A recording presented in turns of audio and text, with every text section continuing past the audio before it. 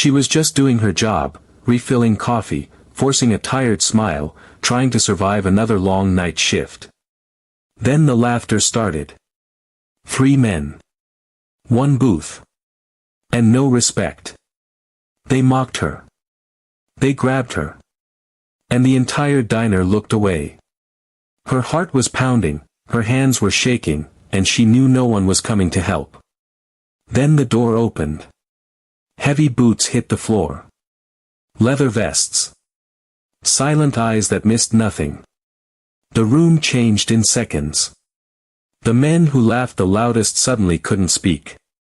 Because this time, they didn't walk in alone.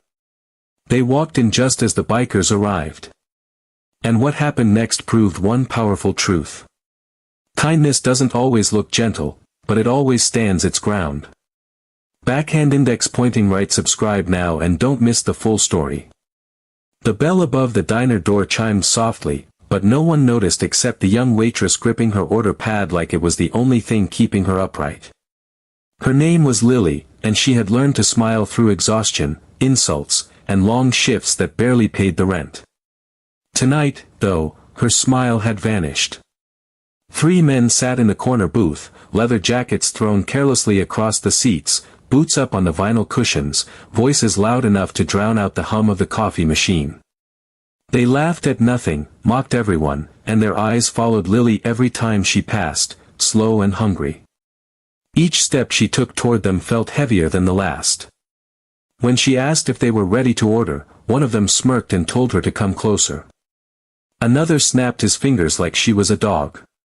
The third grabbed her wrist when she tried to step back, squeezing just hard enough to make a point. Lily's breath caught. She had dealt with rude customers before, but this was different. This was fear crawling up her spine. Around the diner, heads turned away. A middle-aged couple pretended to study the menu. A teenage boy stared at his phone. The cook in the back kept flipping burgers, eyes fixed forward. No one wanted trouble. The men enjoyed that silence.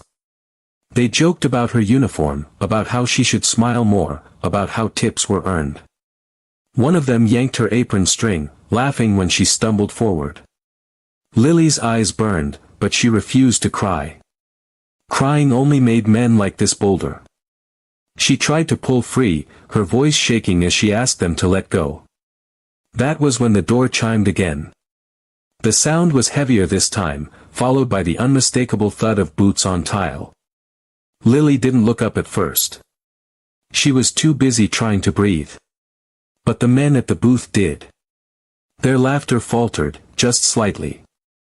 Through the corner of her eye, Lily saw reflections in the chrome napkin holder, black leather vests, patches stitched across broad backs, arms inked with stories she didn't know. 5 bikers stepped inside, filling the diner with a presence that was impossible to ignore. They didn't rush. They didn't shout. They simply stood there for a moment, taking in the scene.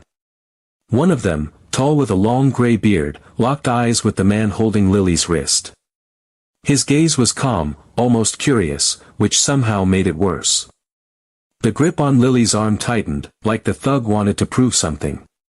The biker's eyes flicked down to Lily's wrist, then back up, and the diner seemed to go quiet. Even the coffee machine hissed softer. Lily finally looked up, heart pounding. She didn't know who these men were. She didn't know if they would help or make things worse. All she knew was that the air had changed. The bikers took a few steps forward, the leader stopping near the counter. He placed his helmet down gently, like this was any other night. "Evening," he said, his voice low and steady. No threat. No smile. Just a statement. The thug scoffed, trying to laugh it off, but his voice cracked. "Mind your business, old man." The biker nodded slowly, eyes never leaving Lily's wrist. "It becomes my business," he replied, "when someone forgets how to treat another human being."